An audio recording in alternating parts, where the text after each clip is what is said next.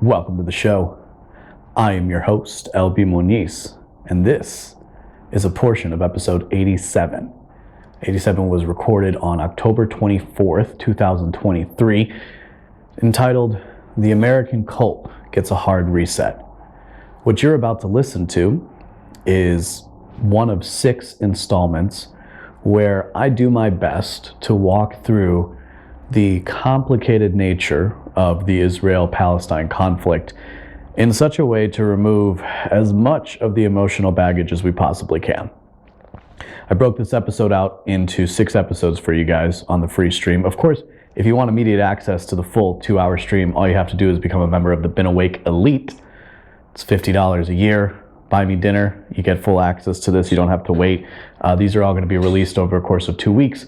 Let me just give you a quick rundown of what everything is going to look like, and then you guys can get into the episode.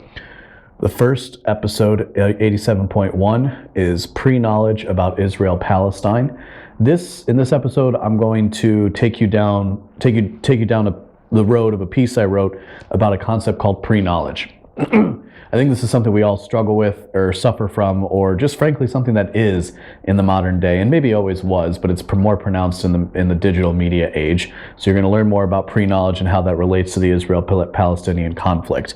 87.2 is about the post-World War II order and Israel's independence. We're actually going to read together the Declaration of Independence from the early Israelis, and we're going to kind of talk about some of the historical context that is lost and purposefully forgotten, I would say, and regarding the founding of Israel.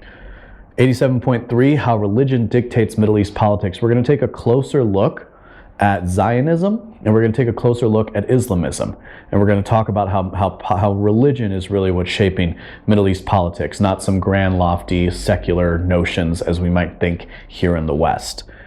87.4, when media figures cry out for blood, we're going to take a look at some of the response, especially from the Daily Wire's Ben Shapiro, who, despite popularizing the phrase, facts don't care about your feelings, sure seems to feel a lot about this conflict going on.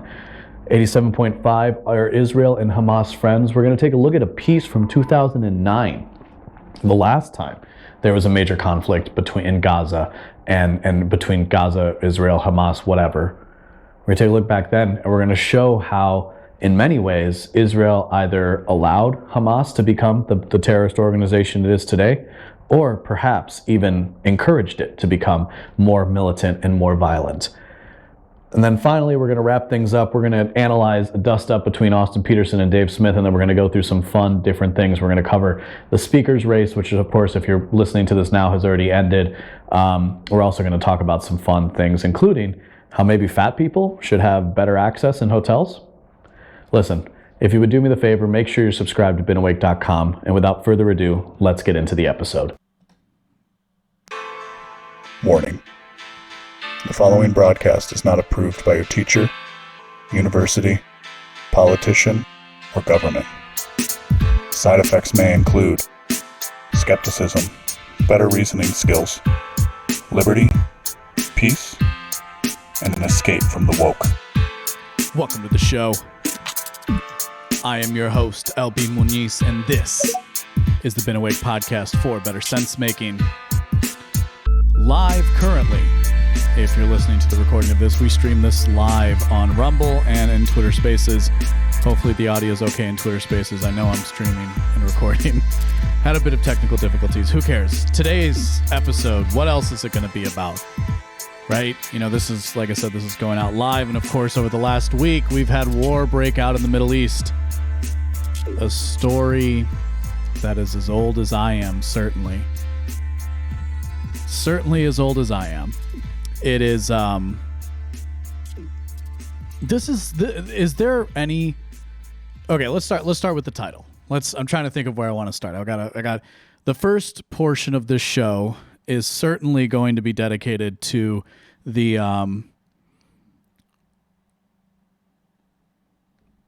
first portion of the show is going to be dedicated to, not even the first portion, a good portion of the show is going to be dedicated to the Israel-Palestine conflict as it exists currently. And as I said in the episode, the American cult gets a hard reset. Okay, so if you're new, I talk in terms of the cult of American democracy. And we're going to get into a little bit of more of what I mean by that. And I'm not using cult necessarily in a derogatory sense here. People tend to use cult as like the thing they don't like. I think we're, by and large, very naturally cultist creatures as humans. And so it's wise to assume that we would fall into them. And I talk about the cult of American democracy to be descriptive of a certain mode of being that we all participate in, or at the very least those of you who are listening who are American. And to a large extent, because of America's dominance in the world, you actually because of America's dominance in the world, the rest of the world kind of has to share in this too. And all of this is going to be woven together in the narrative of Israel Palestine. I think there is, without a doubt, no matter who you look at or talk to, if you want the short version, okay, if you want the short version of how you solve your understanding of this situation, what you need to do is ignore anybody who gets emotional and anybody who uses emotionally charged or moralistic rhetoric. And now you're ignoring about 95 to 98% of the people out there talking. And maybe if you're lucky and you read books for the next 10 years, you might come to the conclusion that it's a complicated situation. You might come to that conclusion. Certainly, I would say that's the conclusion I've come to. And what I find most interesting about the Israel-Palestine conflict is how it has really given a hard reset to the cults of American democracy. This sense-making network that's comprised of mass democracy, people who the government, the cathedral, right, in the Yarvanite sense of things, the press, the universities, and the government. That the people captured within that, who truly believe, in many respects, that the government is here to help. Those people look at an issue like this and they're thrown asunder. Political alliances that have formed since 2020 and the COVID tyranny that existed are now gone. People aren't paying attention to them. That's the time that we find ourselves in. And I want to try and set aside ideological arguments as much as I'm able. And I'm not going to do that by presenting non-ideological information. We're going to try to use basic sources that even your grandmother would recognize as being appropriate to cite. And we're going to try to talk about what is one of the most heated conflicts at the moment in a way that actually attempts to bring some sort of understanding, not from the standpoint of the cult of American democracy, because I'm not necessarily going to be offering any solution, because there really aren't any good solutions to what's going on in the Middle East at the moment. And there hasn't been. And are there reasons for that? Well, those are the kinds of things that we're going to try to get into in the course of the show. Again, I think if I do this episode right, I'm going to upset pretty much anybody and everybody. Again, I want to point out here from, one thing I try to do, I'm not saying I don't have bias, right? But I have always operated from a skeptical perspective. That is the intellectual foundation that I return to continuously.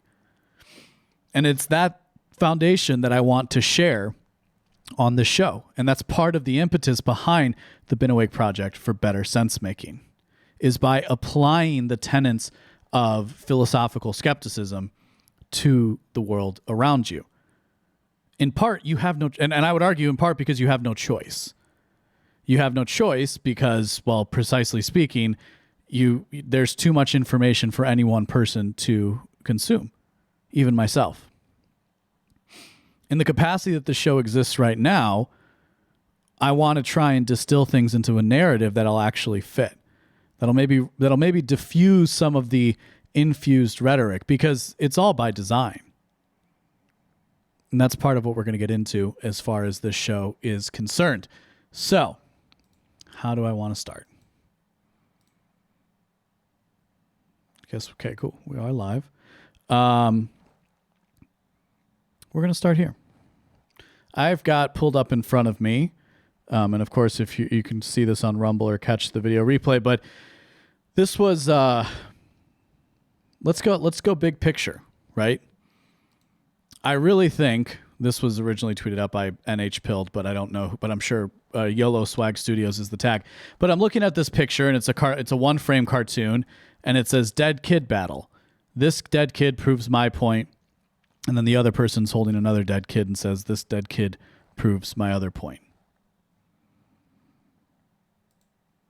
I'm going to try not to do that in the course of this conversation, because the reality is there are going to be dead children on both sides, because everybody knows that war really isn't a great thing.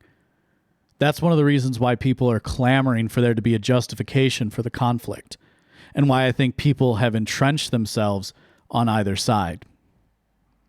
So it might be beneficial then if we try to lay out in broad strokes the ideological camps, such as they exist.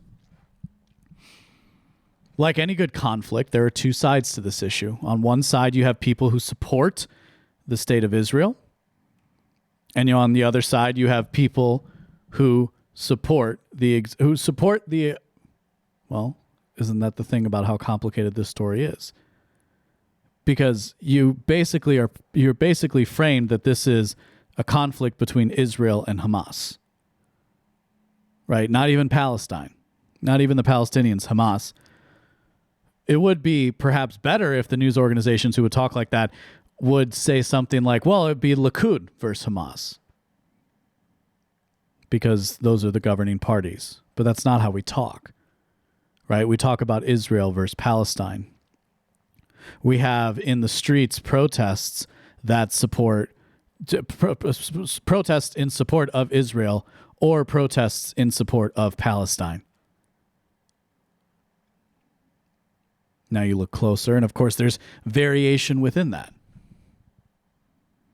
Part of what we're going to do as the case we build here happens, and part of what we're going to do is we're going to build up. And the big reason why we're going to build up was actually the subject of a recent piece I wrote at beenawake.com, which you can go to and subscribe if you want to get all the best stuff that I put out there. You get notified of new episodes of this show, original writings, and of course appearances that I make on other people's shows. So this article, I forgot my own show notes at the beginning there. This is where I wanted to start. This article that we're going to go through together that I just wrote, it's not an article, it's a piece, right? It's something that I wrote to try and hone your sense-making abilities, is called The Peril of Pre-Knowledge. And so you can download the Substack app, would probably be the easiest way to keep up with all this stuff. That's the home. You can also join on Locals and Patreon.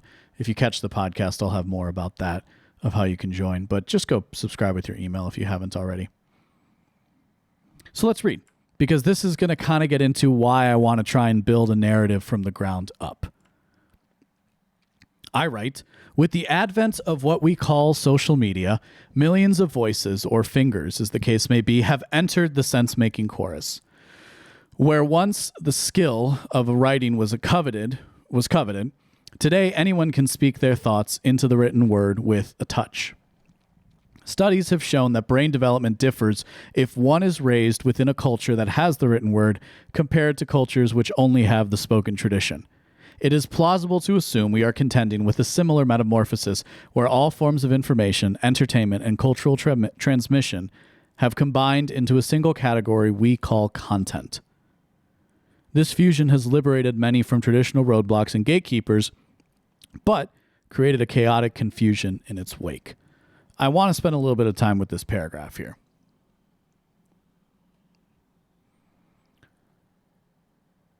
It is so what I'm contending, at least for the purposes of our the purposes of our conversation right now, I want to put something in front of you that I think we're all aware of, and I'm just trying to put a face to it.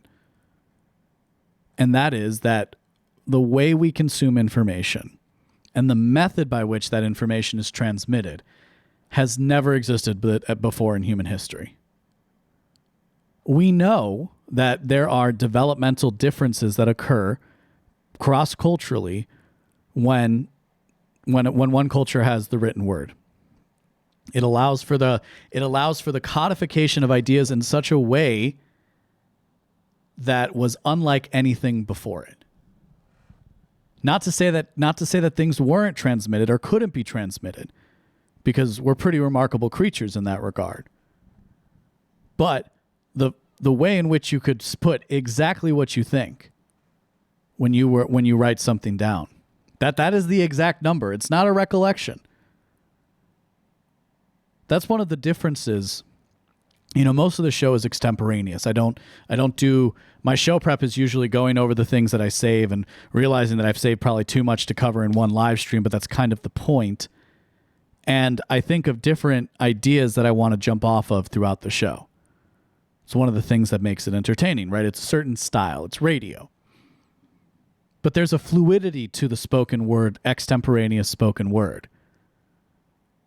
It's different than when I'm reading the words on the art that are printed on the page.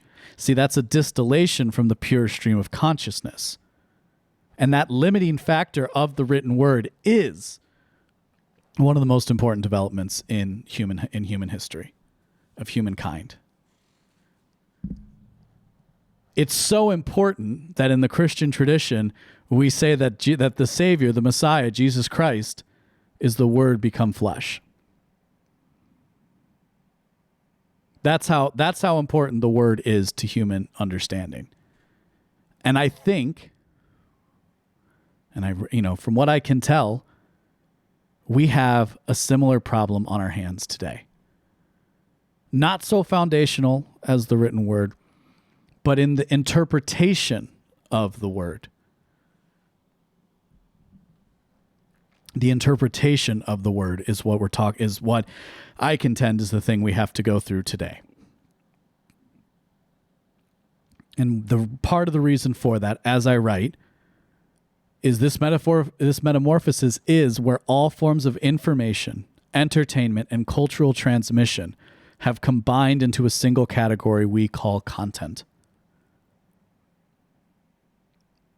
It's one of those things that is both liberating and literally captivating at the same time. I would contend more people today than ever before have discovered what the skeptical philosophers have known since ancient times. Our senses and reason cannot be trusted. From this it follows our institutions are not infallible, as they are filled with those same human brains capable of mistake and bias. See, the truth of the matter is, I can't change your mind. Not unless you want it to be changed. And that's one of the reasons why I try to do the show like this. Is if you're willing, you get to follow the reasoning in a stranger's mind, and you get to see how the dots are made, how the connections between the dots are made, better said. Let's continue reading. Consider that since because everybody's capable of mistake and bias, myself included. So our senses and reason can't be trusted, not in an absolute sense. What does that mean? That means we have to continually doubt, to put it simply again. Consider that since the advent of the written word, it was safe to assume, follow me here, it was safe to assume that the words one read were carefully chosen and laid down. Right? For most of human history, we could pretty reasonably say that if somebody was going to take the time to buy a pen, buy paper, and put pen to paper, and moreover to have it last throughout time, it was worth saying. Might not have been the right thing to say, but it was worth saying, or somebody certainly thought that. Now, you can input a single prompt into AI to generate thousands of meaningless sentences to sell a worthless product, not to mention how an unstable mind can still influence the gullible. This deluge of information is overwhelming to even the most careful consumer and even the most savvy consumer can be swept away by the tide of emotion, rhetoric, and reinforcement our personalized algorithms produce. There is a phenomenon that I have discovered as I scroll through the various social media apps that I want to bring to the fore in the hope that it strengthens your ability to discern what is. What is, if you're not familiar, is a concept that I use in place of what most people would say is a truth. Just talk about what is. That word's got a lot of loaded baggage to it, so let's just talk about what is. For now, we're going to call this concept pre-knowledge. Pre-knowledge is the phenomenon whereby your understanding develops not from a linear approach, but from an emergent coalescing patchwork of ideas. To put this idea simply, where once you would read an opus, a magnum opus, right? The great work of a single mind that handled objections, an opus that carefully walked the reader through various objections and parallel ideas. Now, instead, you read a short-form post that relies on you having a pre-knowledge, if you will, of what it is they're discussing. The cultural spin-out from social media also means that even people from the same school of thought can approach a given subject with a completely different pre-knowledge. This isn't something that can be helped or changed, but it can be accounted for as you consume information. If not, you can become the proverbial NPC regurgitating propagandistic scripts written by somebody else. So why do I want to talk about pre-knowledge before we get into this conflict in the Middle East? What I'm saying is a foundational conflict to the post-World War II order. I'm saying that because very few of us are truly experts on the conflict. And even fewer people still have any idea what's going on at the moment. See, one of the reasons why I call it the cult of American democracy as such, and one of the very interesting features of it, is its strength and its resilience. Because it's designed, from the ground up, if you will, to handle two dominant narratives, at least. Right? Noam Chomsky talked about this, the Overton window. So you can argue about a lot of things within a narrow band. And as long as you stay on one side or the other, well, if you're a content creator, you get airtime. That airtime could be on a show like this one, or on a show that has millions of people tuning in. The method of distribution is also at a point that we can belabor. Right? The difference between radio and cable news, and now the rising podcast networks and this nexus thing. Do you get to go on Joe Rogan to talk about this? Or do you get a daytime slot at CNN? Well, I'll tell you what, if you have strong opinions in support of Israel specifically, or Palestine specifically, and you want to be in that world of a talking head, you might get on. So there's an incentive put into people to choose a side. That's one of the features of the cult of American democracy. We can argue, but we've got to argue along these lines. One side versus the other.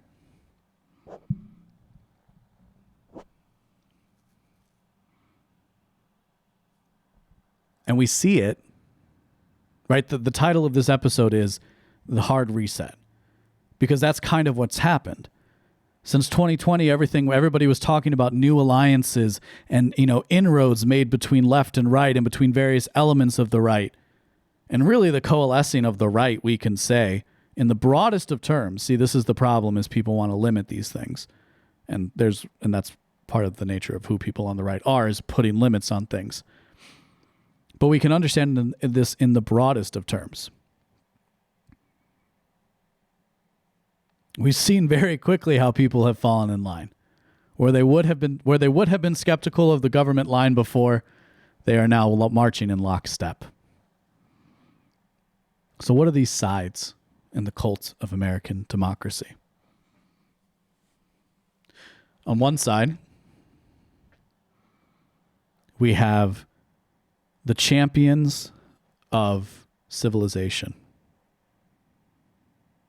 We have the champions of civilization, the people who understand the hard work it takes to get things done. The type of people who wake up at 6 a.m. and go to work because that's how society functions. They hold the door open for people. They believe in rules. They might break the speed limit, but they don't get upset if they get a speeding ticket every now and then.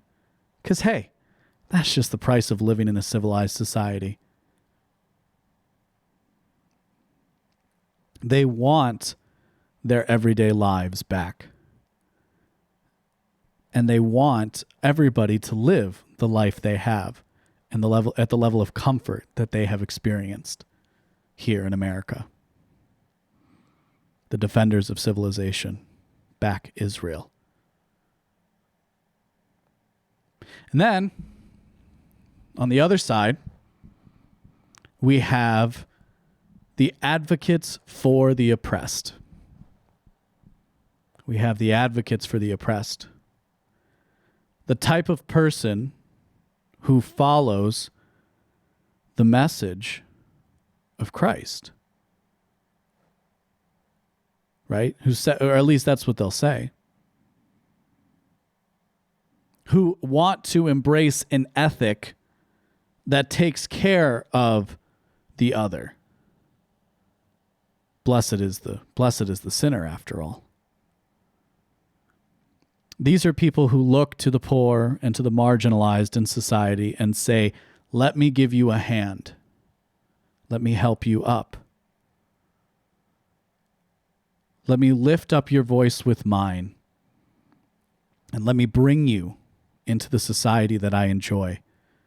This society of plenty that I have in front of me.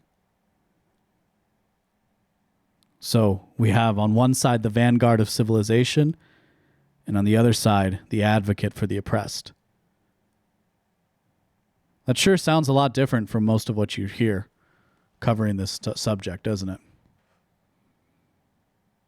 Why do I put it in those terms? Well, in part because despite what I know,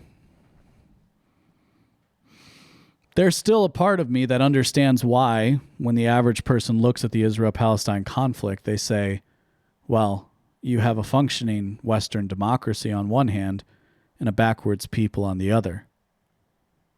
And I understand from that for most people most people who make up the vast majority of people, who don't pay close, who aren't news junkies, but who still want to understand what's going on. This is the show for you, by the way. You're wondering that's what you see. You see that.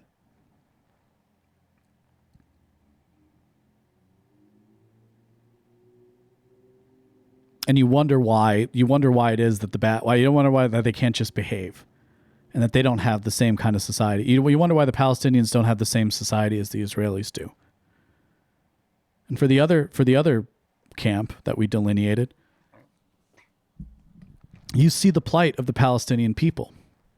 You hear about the conditions that they live in. You have read about things like the Nakba. You understand that this is an oppressed people, and oppression is always wrong.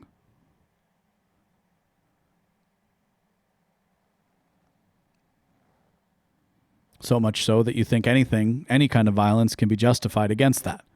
Because it's the violence of the unheard. It's the violence of the revolution. It's the violence of the liberators of the oppressed. That doesn't really sound like a great thought. Of course, the people who vanguard civilization, they don't want any barbarians to storm the gate, and so they kind of understand that you might just have to wipe out the problem. After all, they're a backwards people. Have you noticed that both of these camps lead to the same outcome. The wiping out of an entire people in the worst case, right? I'm not trying to be hyperbolic on the show, but I am trying to show you the logic of the incentive structure put forth by the ideologies. Before we get into any facts, by the way. That's what I see when I look out at when I look out at what's going on in the news cycles. And there's good reason for that. Where should we start? Well, where I love to start on this show. Because we take a large scope of history, but I do try to narrow it when I can. And I've talked a lot about, like in the post-libertarian moment defined, I talk a lot about the post-World War II order.